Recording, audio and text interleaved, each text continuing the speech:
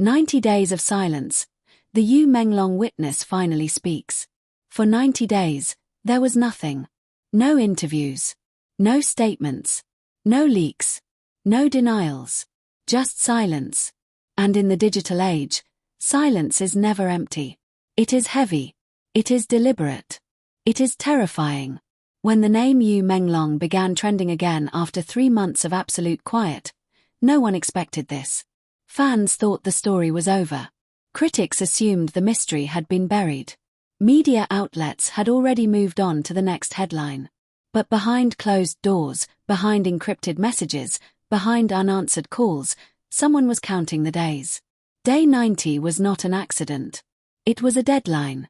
And when the witness finally spoke, everything changed. To understand the weight of the confession, you must understand the silence. The witness, whose identity had been aggressively protected, was not just someone who saw something. This person was close enough to know the truth, but distant enough to survive it.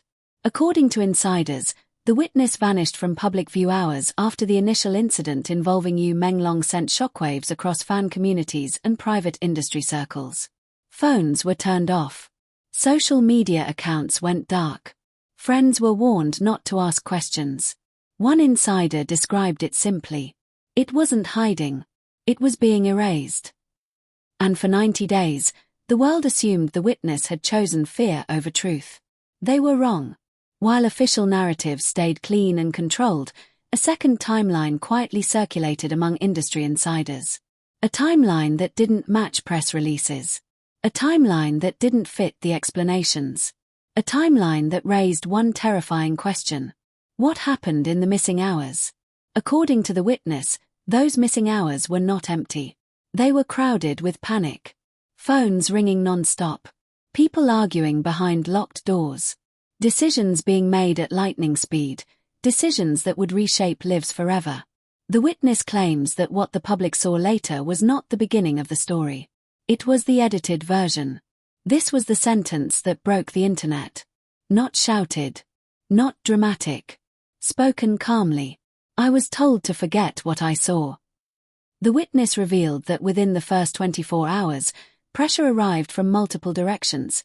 Some expected, some shocking. Not all threats came with raised voices.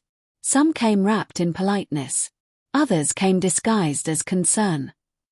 The message was always the same. Stay silent. For your own good. But the witness didn't forget. They memorized everything. For months, fans debated theories, timelines, motives. Most arguments went in circles, until the witness revealed one small detail that didn't exist in any official account. A detail so specific it couldn't be guessed. A detail that only someone present would know. The room was not arranged the way it was later described. One object had been moved. And that object, insignificant to the public, was crucial. According to the witness, it was moved after the incident, not before. Which meant one thing.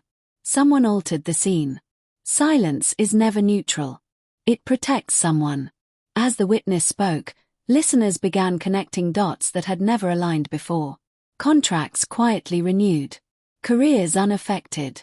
Certain names conspicuously absent from discussions. The witness didn't accuse. They didn't need to. They simply asked a question. Why did everyone else get to keep living normally, except the truth? The most chilling part of the confession was not about fear. It was about guilt. For 90 nights, the witness described waking up at the same time. For 90 mornings, replaying the same moment. They stayed silent not because they were weak, but because they believed silence might protect others. But silence doesn't heal. It rots. And on day 90, the witness reached a breaking point. When the witness finally agreed to speak, they left behind a recorded message, just in case. Not dramatic. Not paranoid. Prepared. If anything happens to me after this, understand one thing. I did not imagine what I saw. That sentence alone sent chills across social media. Because people don't say that unless they are afraid of consequences. Why not day 30? Why not day 60? The answer stunned everyone. Because a legal window closed. Because leverage expired. because silence was no longer useful to anyone. Day 90 was the first day the witness could speak without someone else controlling the outcome. The witness didn't demand justice. They didn't ask for sympathy. They asked one thing: don't let silence finish the case. And that's where the documentary pauses. Because the truth doesn't always arrive as a conclusion. Sometimes, it arrives as a door left open. The moment the witness finished speaking, the question everyone asked was the same. Who did it? Who was involved? Who ordered the silence?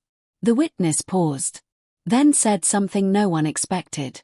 There are names I will not say. Not because I'm afraid, but because saying them now would end the story too quickly. That sentence alone changed the tone of the entire revelation. This was not a breakdown. This was not an emotional confession spiraling out of control. This was measured, calculated, and terrifyingly calm. Instead of naming names, the witness described 3 invisible circles, a structure that allegedly governs what the public sees and what disappears forever. Circle 1, the obvious. These were the people fans already suspected. Executives, managers, gatekeepers. The ones whose names appeared in credits, contracts, and press releases. Everyone looks at them first, the witness said.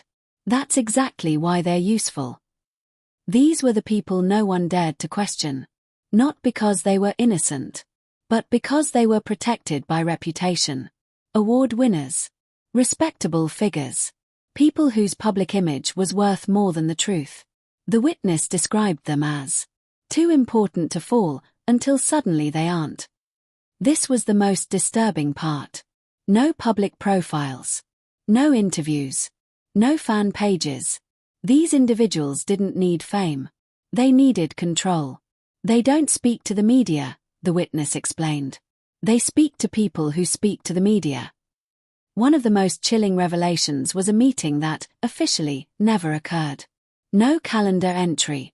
No email record. No witnesses willing to confirm it. Yet the witness described it vividly. A quiet room. Neutral expressions. A conversation where no one raised their voice. Because no one needed to. That's where the rules were explained, the witness said. Not written. Understood. The rules were simple. No independent statements. No unscheduled interviews. No emotional responses. And above all, no deviations.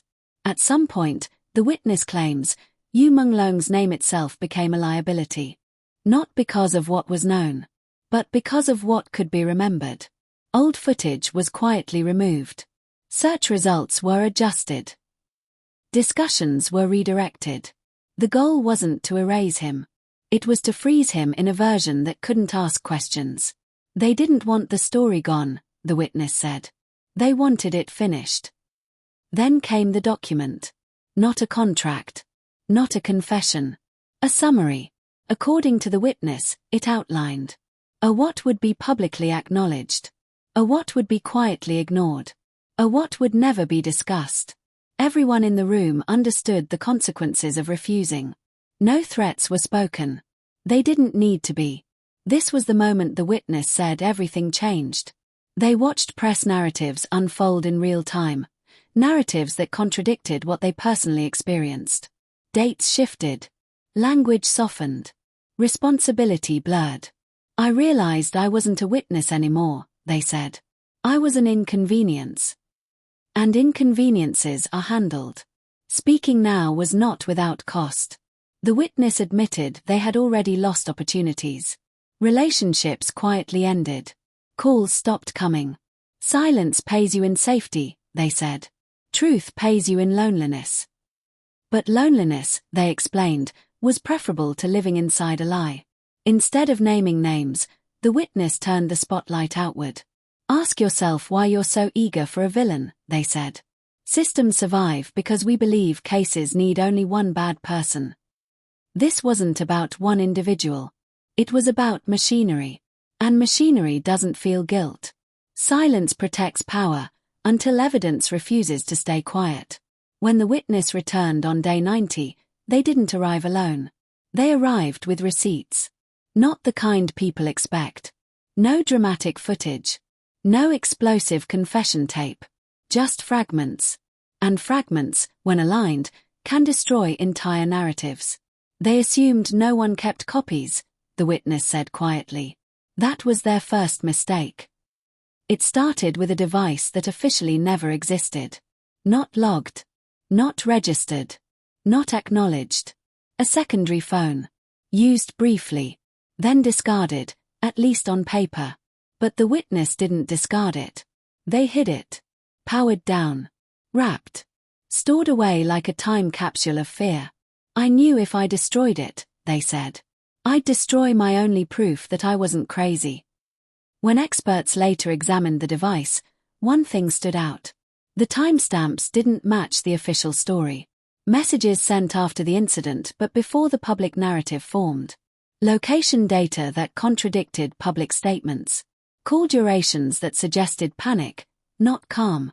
You can erase messages, the witness explained. But metadata remembers. And metadata doesn't care who you are. Then came the voice note. Not long. Not dramatic. Just a few seconds of raw, unfiltered stress. Heavy breathing. A whispered name. A sentence cut off mid-thought. The witness refused to release it publicly. Not yet. It's not for views, they said. It's for when someone tries to say I fabricated everything. That voice, unmistakable to those who knew it, became a ghost haunting the narrative. Emails are dangerous. Because people relax in them. One email, sent hastily, then recalled, was still recoverable. The subject line alone raised alarms. The language inside was worse. No empathy. No concern. Only damage control. We need consistency across all statements. Consistency. Not accuracy. Not truth. Consistency. Individually, none of the materials proved everything. Together, they formed a pattern. And patterns are what investigators look for. Why were certain calls made before public confirmation? Why did decisions happen before explanations existed? Why was everyone already aligned? That's when I realized, the witness said. This wasn't reaction. This was preparation. There was supposed to be one more piece. A file referenced repeatedly, but never found. Until it was. Buried deep. Renamed. Timestamp altered. But not perfectly. They rushed, the witness said. And rushing leaves fingerprints. The file didn't show guilt. It showed knowledge. And knowledge changes everything. Once the witness realized what they had, something strange happened. People they hadn't spoken to in months reached out. Casual messages. Friendly check-ins. Then came the questions. Do you still have that old phone? You didn't keep anything, right? That's when fear returned. Because innocent people don't ask those questions.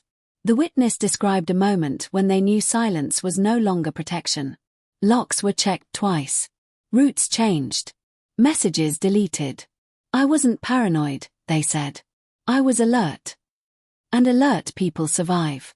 It happened at night. Not late enough to raise suspicion. Not early enough to feel normal. The witness almost didn't answer. That's the thing about moments that change your life, they said. They don't announce themselves. The phone rang twice. Then stopped. Then rang again. And that second ring, according to the witness, felt intentional. The voice on the other end was calm. Too calm. No introduction. No small talk. Just a sentence that froze the witness in place. You need to stop talking about what you think you saw. Not if they were talking. Not whether they remembered correctly. But stop. As if the decision had already been made for them. What followed was worse. The caller referenced details the witness had never shared publicly. A location. A time. A specific object. Things only someone with inside knowledge could know. That's when I realized, the witness said. This wasn't damage control. This was surveillance. The call wasn't to threaten. It was to confirm. Then came the pause. And after the pause, the offer. Not money. Not fame. Safety. You've been through enough, the voice said. You don't need this burden. It sounded compassionate. That's what made it dangerous. Because compassion can disarm faster than fear. The witness asked one question. Just one. Who are you really protecting? The line went quiet. For a few seconds, there was only breathing. Then the answer came, not directly, but clearly enough. People who don't lose. That was when the witness knew the call was real. And serious. Before hanging up, the caller left a final message. Not a threat. Advice. Stories like this don't end the way you think they do. That sentence stayed with the witness longer than any raised voice could have. Because it implied precedent. Others who had tried. Others who had failed. After the call, the witness went silent again. Not out of fear. Out of strategy. I needed to know how far this went, they said. And who would react. They watched. Waited. Tracked subtle shifts. And what they saw confirmed everything. 2 days later, another call came. This time, the witness didn't answer. They let it ring. Then saved the number. Then watched as it disappeared from the call log. Vanished. That's when I understood, the witness said. This wasn't someone acting alone. The witness reached a crossroads. Option 1. Stay silent forever. Live safely. Disappear quietly. Option 2. Speak. And accept whatever followed. Silence was no longer neutral, they said. It had become permission. That night, the witness made their decision. The most powerful moment of part 4 wasn't the call itself. It was the conclusion. That phone call didn't stop me, the witness said calmly. It confirmed that everything I remembered mattered. Because no one tries to silence fiction. They silence threats. The interview didn't scream accusations. It didn't dramatize guilt. It did something far more dangerous. It provided context. Context invites questions. Questions invite investigation. And investigation doesn't ask permission. It began quietly. A single post. A small online forum. A teaser clip of the witness's voice. And within hours, everything changed.